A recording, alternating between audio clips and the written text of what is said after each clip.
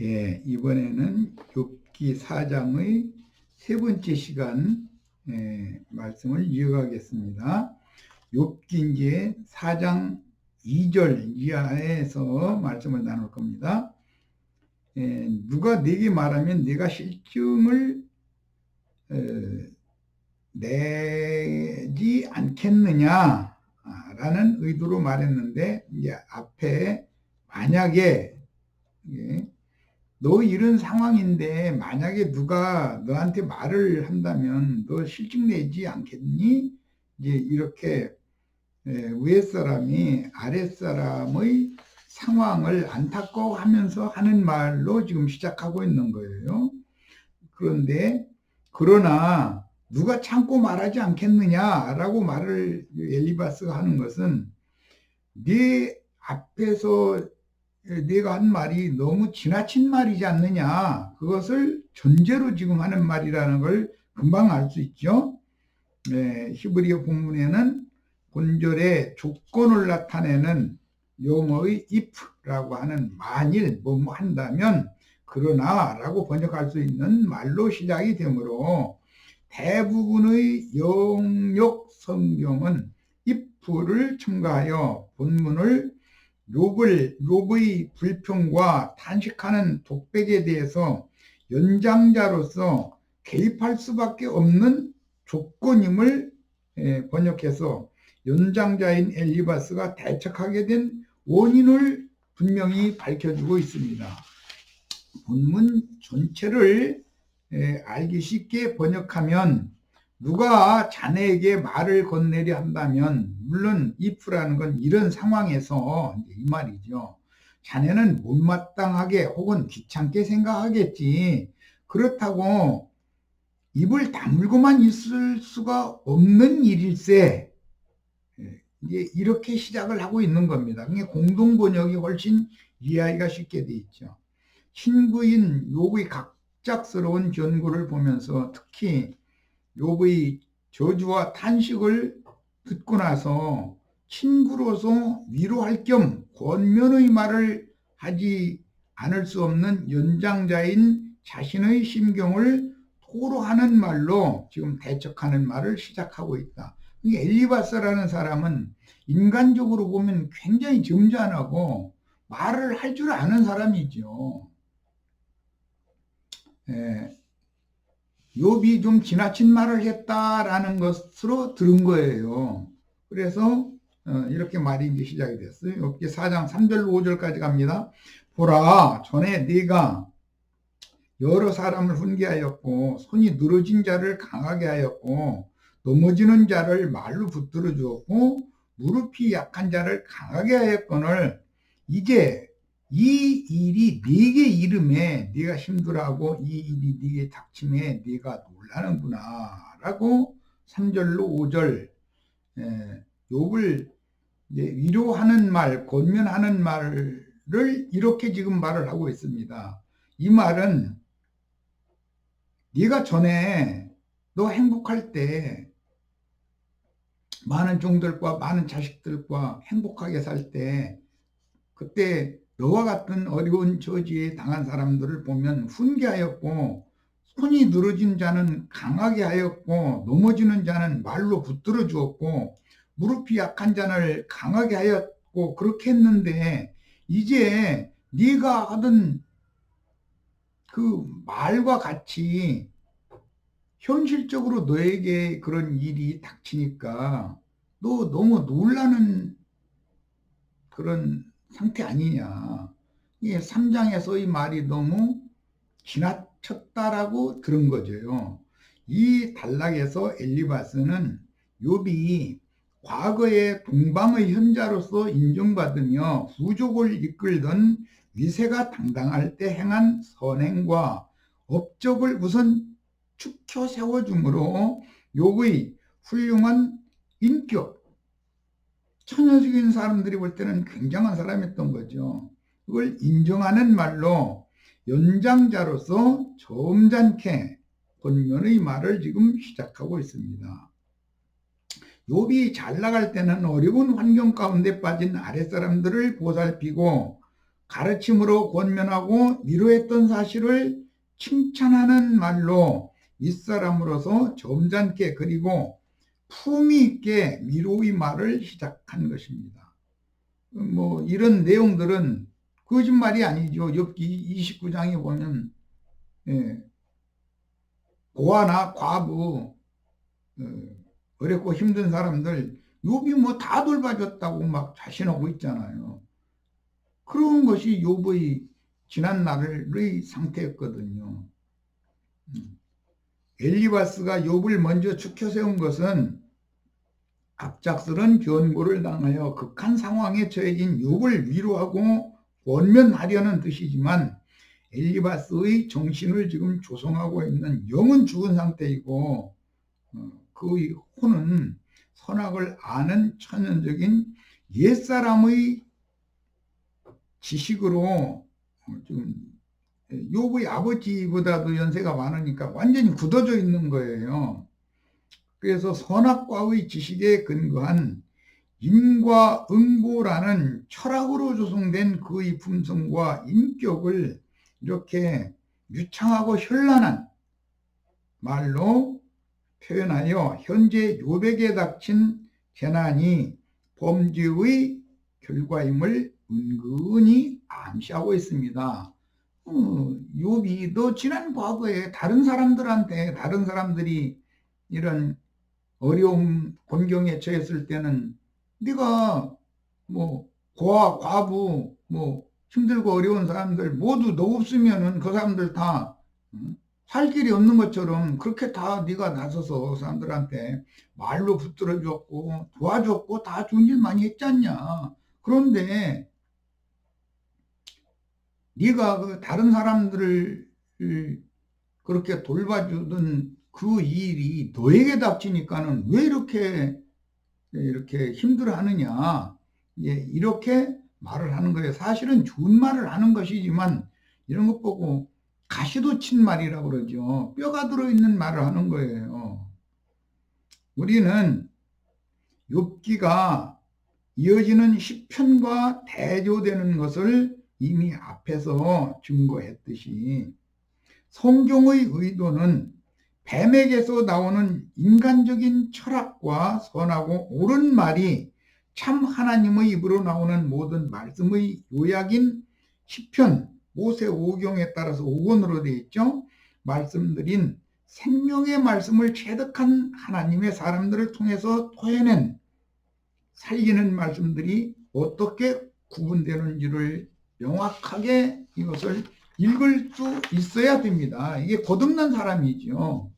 욥기를 읽을 때의 영감과 시편을 읽을 때의 영감을 구분하지 못한다. 그러면 아직 거듭나지 않았거나 너무 생명이 어려서 사리분별을 못하는 사람이다라는 것이죠.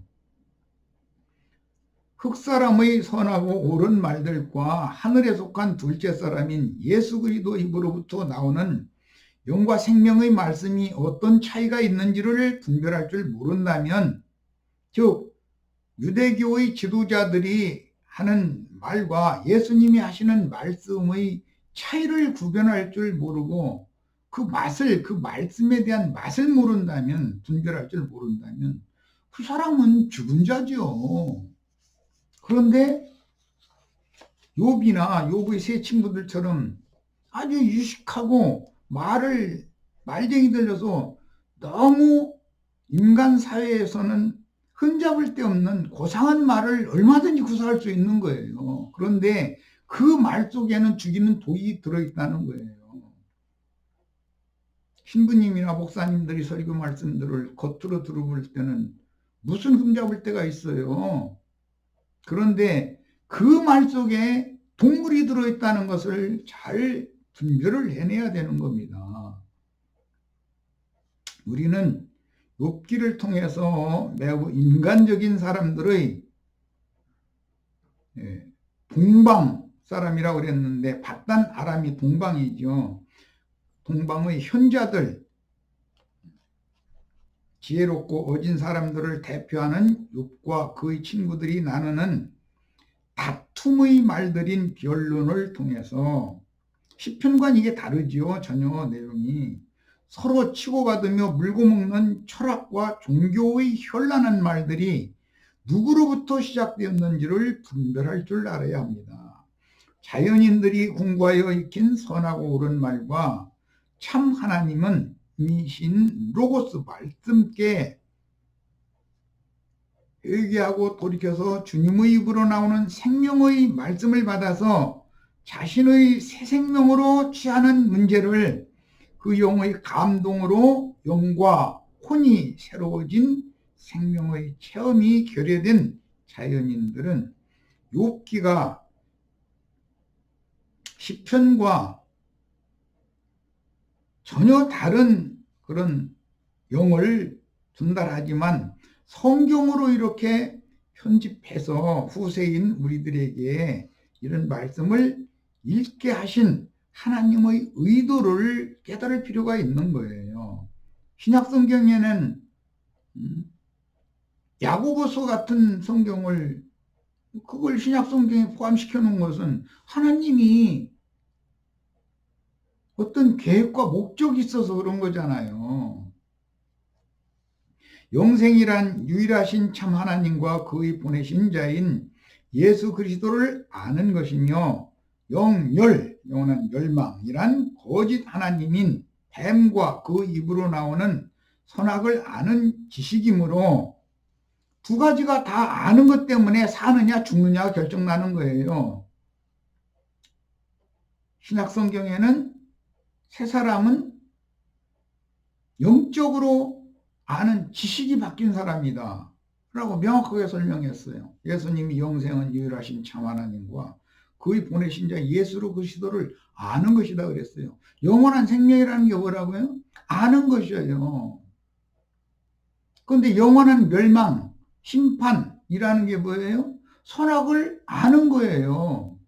다 똑같이 아는 건데 어떻게 아느냐 이거예요. 창세기에는 에덴 동산 중앙에 두 나무가 있다 그랬지만 하나님의 말씀의 양면성을 말하는 거잖아요. 밖에 기록한 말씀도 있지만 안에 기록한 또 기록한 말씀이 있는 것이다. 그래서 하나님의 입으로 나오는 모든 말씀으로 사는 사람은 영으로 거듭난 속사람이 영생하는 것을 지금 말하는 것이지 육신으로 영생하는 것을 말하는 건 아니잖아요. 선악을 아는 지식이 풍성하고 십자라고 그러고 말을 고상하게 하는 것 같고 다 그런 사람들도 결국은 다 죽잖아요. 옛사람은 흙으로 돌아서 다 썩어 버리고 한 죽의 티끌로 돌아가게 마련인 것이잖아요. 이건 누구나 다 아는 사실이잖아요.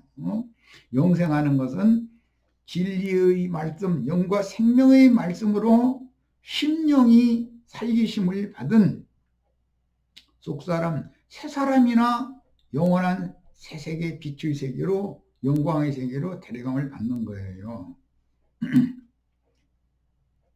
그 다음에 영생이란 유일하신 참 하나님과 그의 보내신 자인 예수 그리스도를 아는 것이며 영멸이란 거짓 하나님은 인 뱀과 그의 입으로 나오는 선악을 아는 지식이므로 약물이는 누구의 가르침을 받을 때 정죄하고 죽이는 독이나 은혜를 누림으로 새 생명을 얻는 것은 대언자의 말을 분별하여 받아들이는 것과 관련이 된다. 어떠한 말을 받아들일 거냐에 따라서 영생할 거냐, 영멸할 거냐가 결정된다라는 거예요. 누구의 말은 그에게 유입되어 그의 성품과 인격으로 연합된 참 하나님, 참 신이나 거짓 하나님, 너희는 너희 애비 마귀로부터 났다고 그랬는데 거짓 신의 영과 정신을 말로 대변하는 것이다. 유대교 지도자들인 제사장들, 율법사, 서기관, 바리새인들은 전부 죽이는 독이 가득한 말들을 유대 교인들에게 세뇌시키고 있었던 것이잖아요. 점점 더 누구의 말을 들으면 이상하게 귀에 듣기는 산뜻한 것 같은데 사람 속에 영을 쥐어줬기 때문에 누림이 되고 적시어줌이 되는 것이 아니라 점점 더 메마르고 갈급하여 타는 목마름을 주고 속에서부터 거부가 되는 누구의 가르침이 있어요. 반대로 하늘의 단비와 가는 채소와 풀에 이슬로 젖게 하는 가르침이 있어요. 말은 어눌하게 하는 것 같은데 들어보면 자꾸 그 영혼 속에 적심이 되는 말이 있는 거예요.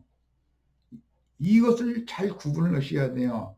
제가 그래서 욥기는 시편과 대조되는 내용이지만 그 욥기 내용을 우리가 몰라서는 안 되는 것은 굉장히 지식적이고 철학적이고 세상 사람들이 말하는 종교적인 사람들의 결론들이잖아요. 그러나 시편은 전혀 철학적이거나 종교적인 말을 하는 것이 아니에요. 평이한 말을 하는 것이지만 다 하나님의 손에 의해서 길들임을 받는 과정을 거친 사람들이 하나님의 말씀을 토설해낸 말들이거든요. 그래서 욥기만 읽을 것이 아니라 반드시 욥기도 잘 알아야 되지만 시편을 누림이 돼야 되니까 영혼이 소송을 받기 위해서 시편을 자주 읽어라 라는 걸 내가 권하는 거예요.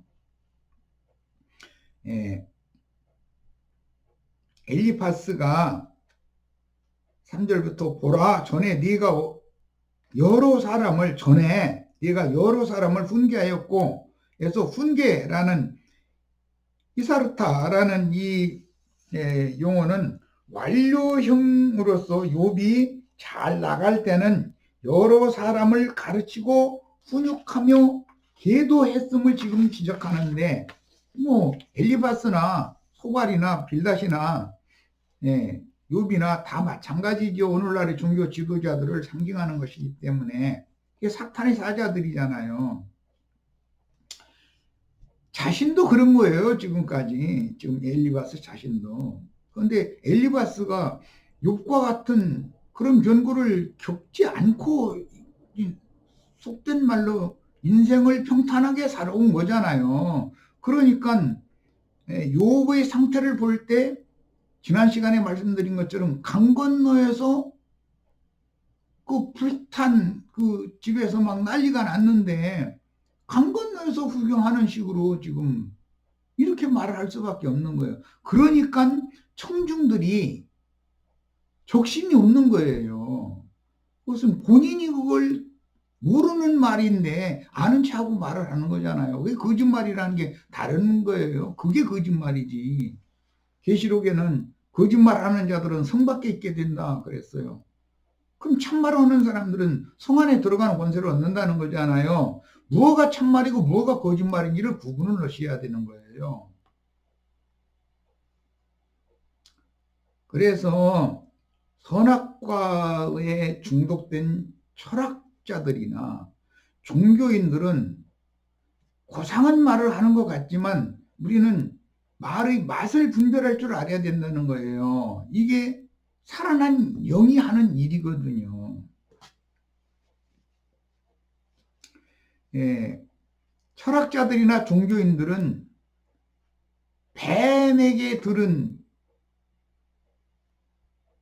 또는 뱀에게 가르침 받아서 본 것을로 남들을 가르치는 것만 당연하고 정작 자신이 남을 가르치는 그 계도의 말로 자신을 가르치려고는 하지 않는 거예요. 이게 특징이죠. 우리는 가르치는 자가 되는 것을 하나님의 위임이니까 당연히 맡아서 해야 되는데 그 가르치는 자는 먼저 자기가 남을 가르치고자 하는 말로 자기부터 가르쳐야 되는 거예요.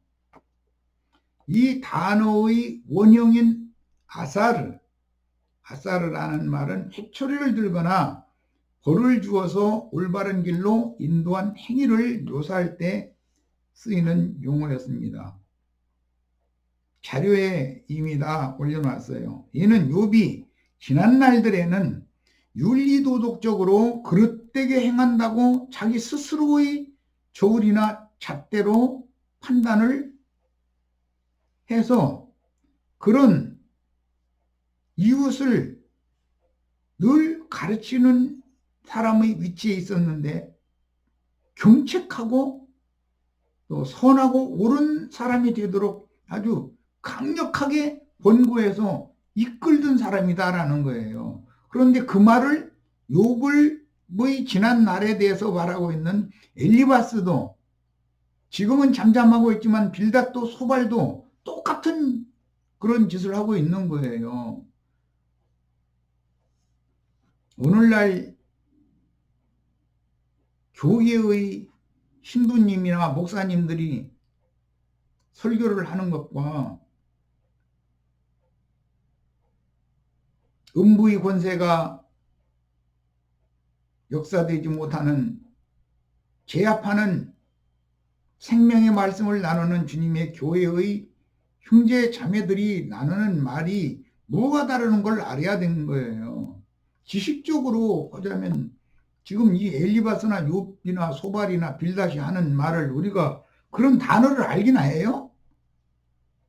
우리는 평이한 모든 사람이 사용하는 말밖에 모르잖아요. 고상한 말을 할 줄을 몰라요. 그래서 종교적인 사람들, 거듭나지 않은 사람들이 들을 땐 자신들의 귀를 긁어주는 말이 굉장한 말로 들리거든요. 거듭나지 않아서 그러는 거예요. 거듭났을지라도 어린아이라 분별력이 없는 거예요. 그래서 그러는 거예요. 하나님의 입으로 나오는 모든 말씀으로나 사는 것이지 뱀의 입으로 나오는 말은 죽이는 독이 들어있는 거예요. 이것을 잘 구분을 잘 하셔야 돼요. 욥기는 모두 다 저 뒤편 욥기 38장 이 전까지는 욥기 36장 이전까지는 35장까지 그러니까 전부 죽이는 독이 가득한 말들인데 그들이 그 욥과 욥의 세 친구들이 사용하는 어휘나 그 용어들이나 이런 건 가히 우리 같은 사람은 상상도 할 수 없을 정도로 지식이 아주 출중한 사람들이고 언변이 탁월한 사람들이에요. 우리 같은 사람이 이렇게 말 잘할 수 있어요? 이런 단어를 알기나 해요? 손이 늘어진 자를 강하게 하였고 라고 이제 욥의 과거를 말하고 있는데 성경에서 손이라는 것은 무언가를 잡고 붙드는 몸에 붙은 지체로서 제일 많이 사용하는 지체 중에 하나죠. 물론 눈, 코, 입, 귀가 있고 그 다음에 이제 손발이 있지만 이게 이 손이라는 것도 많은 일을 하는 지체잖아요. 몸에 붙은 종종 그래서 손은 어떤 성도들의 행위 뭘 잡느냐 이거예요. 그래서 제사장을 위임한다고 할 때는 손을 채운다는 뜻이다. 여러 번을 말씀드렸어요. 그것은 쓰레기를 붙들고 있는 사람들이 손을 비우게 만들고 메시아 그리스도를 그 손으로 가득 채우게 만들어서 그리스도를 가지고 그리스도와 함께 하나님 앞에 나아가는 것이 제사장인 거예요. 그 다음에 능력이나 보호 등을 상징함으로 손이 늘어진 자라는 그를 강하게 한다라는 본문은 사람에게 용기나 희망을 잃고 삶에 대해서 낙담하는 경우 그 사람에게 용기를 주고 희망을 주는 말을 하는 것. 그런데 말을 하는데 강력하게 하는 거죠. 그래서 연약한 손은 정신적으로나 나약하거나 육체적으로 허약한 자, 양면을 다 가리킵니다.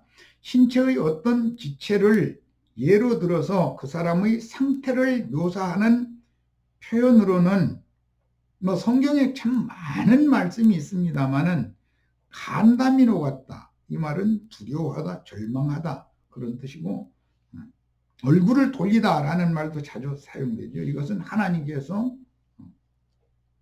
너에게서 얼굴을 돌려버렸다라는 하나님이 너 하는 생각과 말과 행동에 대해서 싫어한다라는 뜻이에요. 그 다음에는 목의 형태를 말할 때 고개를 숙인다라는 말도 있지만 목이 곧다라는 말. 이건 뭐 너무 거만하다 그 말이잖아요. 자긍하는 자에 대해서 하나님이 질타하는 말씀이죠. 그 다음에 발꿈치를 들다 또는 팔을 들다 그런 말들이 있어요. 이거는 배도하는 것, 말하자면 아비의 침상에 오르거나 또는 아비나 어미의 뺨을 치거나 침을 뱉거나 하는 행동을 아무 생각 없이 그냥 어떤 행동을 해버리는 거예요. 이런 사람들을 훈육하기 위해서 나쁜 말을 하면은 돌아서니까 그렇게 나쁜 말로 책망할 수도 없잖아요. 그래서 이제 달래는 말로 이렇게 하면은 몇 번, 원은 한두 번만 하라고 그랬지만은 뭐 3번, 4번 권면을 하고 권하고 그러면은 알아들어야 되잖아요. 그런데 막무가내기를 하는 거예요. 그러면 그 사람한테는 더 이상 어떻게 할 수 없기 때문에 하나님의 손에 부탁하고 그와 멀리 할 수밖에 없는 거예요. 그 다음에 넘어지는 자를 말로 붙들어 주었고 무릎이 약한 자를 강하게 하였거늘 이랬습니다. 본문에서 넘어지다 이제 가살이라는 것은 비틀비틀하고 어떤 돌뿌리를 차고 하는 이제 두 용어가 다사용 그 의미를 갖고 있는데 쇠약해지다, 파멸되다라는 뜻이기 때문에 이것은 신약에서는 실족이라고 되어 있죠. 넘어지는 자를 말로 붙들어 주었다. 사람이 인생사를 살다 보면 실족을 시킬 수도 있고 실족을 당할 수도 있어요. 그건 이제 예수님이 마태복음 5, 6, 7장에서 아주 중점으로 다룬 말씀이에요. 실족시키는 일이 없을 수는 없으나 그러나 실족케 하는 그에게는 화가 있을 것이다. 그러면서 심지어 뭐 연자맷돌을 목에 달아가지고 깊은 바다에다 던지는 그런 형벌을 받는다 이랬는데 실족시킨다라는 건 말로 실족시키는 것이거든요. 대부분 제일 편한 사람인 부부, 그 다음에 부자, 그 다음에 모녀 사이에 이제 이런 말을 함부로 할 수가 있어요. 아무 생각 없이 정제되지 않은 말로 상처를 입힐 수가 있죠. 말로 실족시키고 실족당하고 그러는 거예요.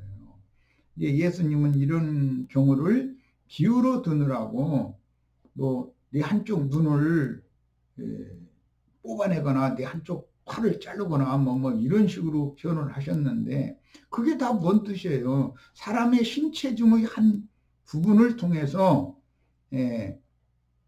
영적인 것을 설명하는 셈족의 특별한 언어 유형이에요. 그게 이제 말의 기교라고 그러는데 이 셈족들이기 때문에 욥기에 나오는 네 사람의 그 언변을 보면은 그 기교가 아주 대단하죠. 다 비유적인 말이고 참.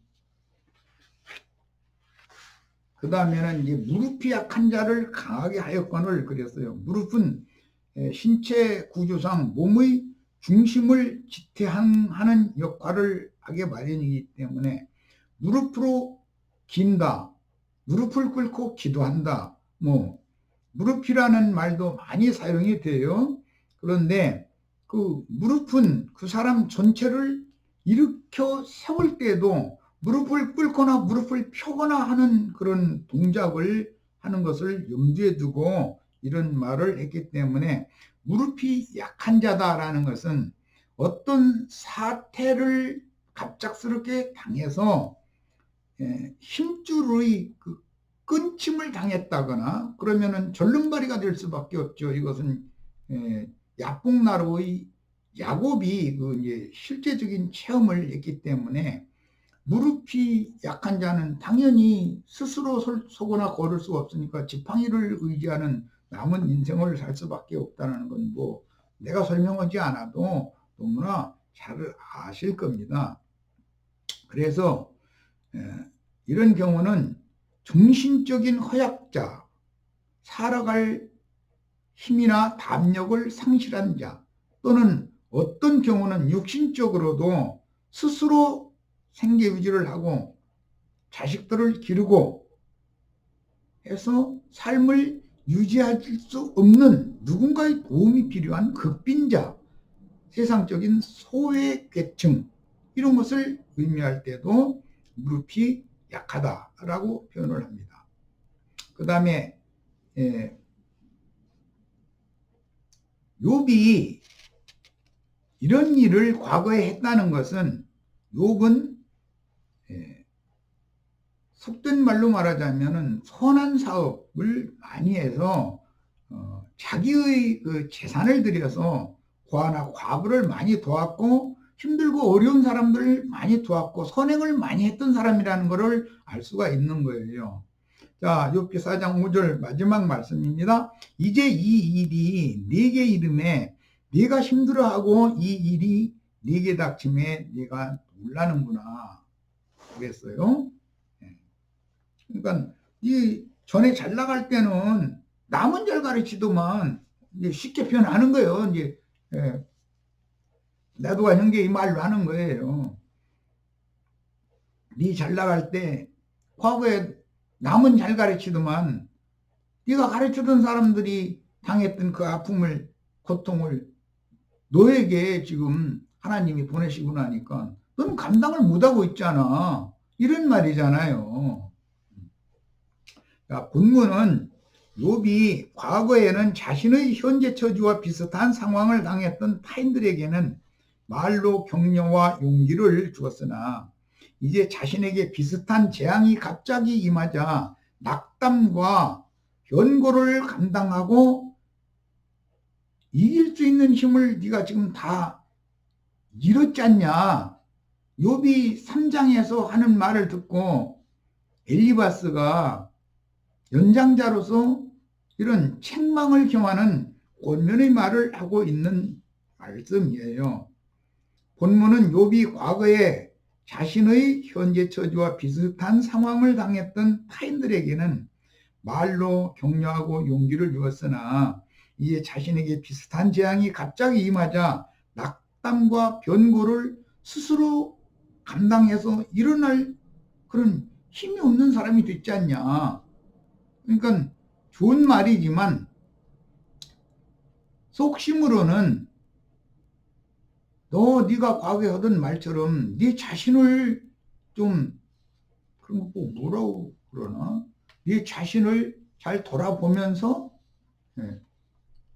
스스로 힘을 얻고 일어나라, 이런 투로 하는 말인 거죠. 그런데 욥이 당한 욥이 들을 때는 정죄라고 들을 수밖에 없는 말투잖아요. 지금 같은 말인데 원래 욥을 위로하고 격려하러 새 친구가 온 것이지 욥의 속을 이렇게 귀 저어가지고서 욥과 변론하고 다투러 온 건 아니잖아요.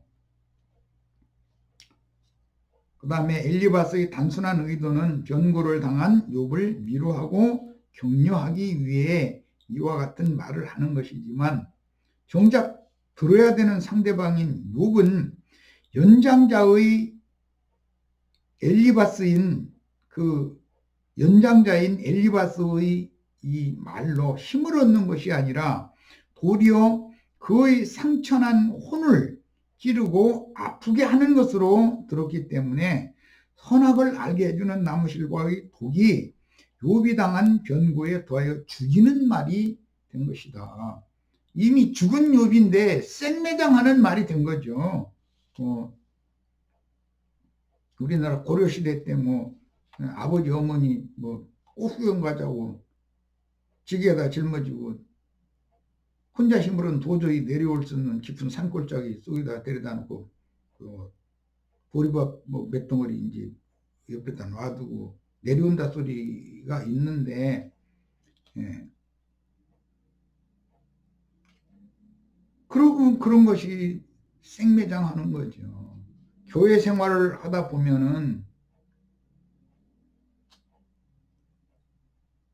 하나님의 말씀을 가르치는 사람의 입장에서는 자기 제자를 길러내야 되는데 그를 보호하고 세워야 되는 면이 있기 때문에 당연히 상처받지 않는 말로 여러 번을 권면하고 달래는 말을 해도 영 못 알아듣고 막 나가는 사람들이 있죠. 이건 교회 생활이나 세상 생활에는 당연히 있는 거예요. 그거는 본인이 거듭났다고 장담할지라도 생명이 너무 어려서 분별력이 없거나 사실은 거듭나지 않았거나 둘 중에 하나일 거란 말이죠. 그런 경우에는 그와 인사도 말고 상대도 말라고 이제 그럴 정도인데 주의 하나님 말씀에 보면 한두 번 훈계하고 듣지 않으면 주님 손에 부탁해야지 그걸 어떻게 하겠어요. 그 사람을 그런데 설득시키겠다고 달라들어서 변론하고 다투고 그럴 필요는 없잖아요. 깨닫게 해달라고 기도하고 기다릴 수밖에 없는 거죠. 다시 말하지만 우리는 영을 죽이고 살리는 것은 악마와 그가 보낸 사자들이 말이냐 그리스도의 그 영과 신부에 대언하는 말이냐에 따라서 죽일 수도 있고 살릴 수도 있다. 말로 죽이고 살리는 것이다. 예수를 믿는다는 뜻은 자신이 먼저 생명의 말씀을 받아서 살아난 후에 타인을 살리기 위해 전도의 말씀을 증거하는 증인들로 사명을 받아서 쓰임을 받아야 되는 거예요.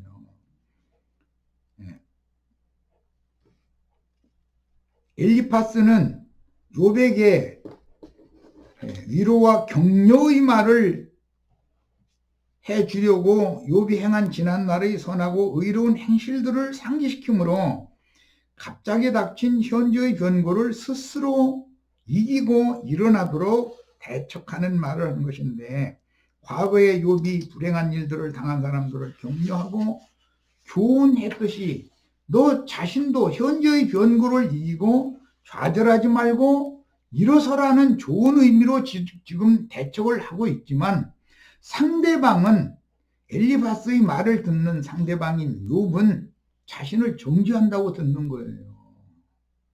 그러니까 어떤 말이라는 것은 생명의 말씀이 있고 선악을 알게 하는 말씀이 있어요.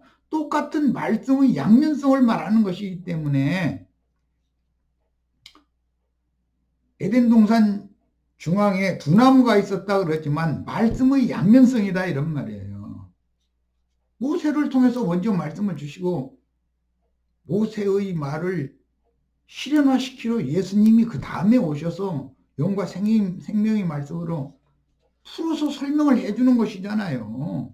그런데 정작 유대교 지도자들은 우리는 모세의 제자지 나사렛 예수의 제자가 아니다 이러고 앉았잖아요. 누구의 제자가 되는 것이 결국은 죽느냐 사느냐가 결정되는 거잖아요. 욥은 엘리바스의 권면과 위로의 말로 힘을 얻고 일어선 것이 아니라 더 지금 하나님이 보내신 변고 때문에 당한 깊은 상처가 더 크고 깊이 폐기됐다는 거예요. 물론 욥의 그 십자증이고 철학적이고 종교적인 친구들을 욥에게 보낸 분은 하나님이에요. 욥이라는 사람은 웬만해서는 꺾어질 사람이 아니에요. 이 사람은 너무나 아는 것이 많고 선악을 아는 지식으로 완전히 그냥 그 누구도 이 욥을 어떻게 해볼 수 없는 탁월한 사람인 거죠. 그러니까 사탄을 보내서 그런 변고를 일으키게 한 다음에 욥을 대적할 만한 욥의 친구들, 식자들, 철학자들, 종교인들을 보낸 거잖아요. 그래가지고 그들을 통해서 욥의 속을 휘 젖게 만드는 거예요. 그래가지고 속에 들어있는 걸 다 쏟아놓게 만드는 거죠. 이건 다 하나님의 지혜지요. 그 다음에 욥기 4장 6절로 10절은 엘리바스의 선하고 옳은 말들이지만 사실은 자신의 철학적인 지식으로 욥을 은근히 정죄하고 죽여서 산채로 생매장하는 말들이므로 다음 시간에 나가는 말씀을 나누겠습니다. 다만 우리는 대통철학과 종교심으로 조성된 식자들의 정말 너무 현란한 그 용어 사용, 귀를 긁어주는 말들, 이런 것을 시편 말씀과 잘 대조해가면서 들을 수 있는 귀를 가지려면 귀에 할례를 행해야 돼요. 할례를 받아야 돼요. 그 다음에 깨닫기 위해서는 마음의 할례를 받아야 돼요. 하나님의 손으로 친히 길들임을 받은 하나님의 사람들의 시가서인 시편, 잠언, 전도서, 아가서 등을 욥기와 대조해서 읽고 은혜로 받는 영적인 지혜와 계시의 영이 우리 지체들의 속부분들에 충만하도록 부어지기를 바랍니다. 이번 시간 좀 길었는데 마칩니다.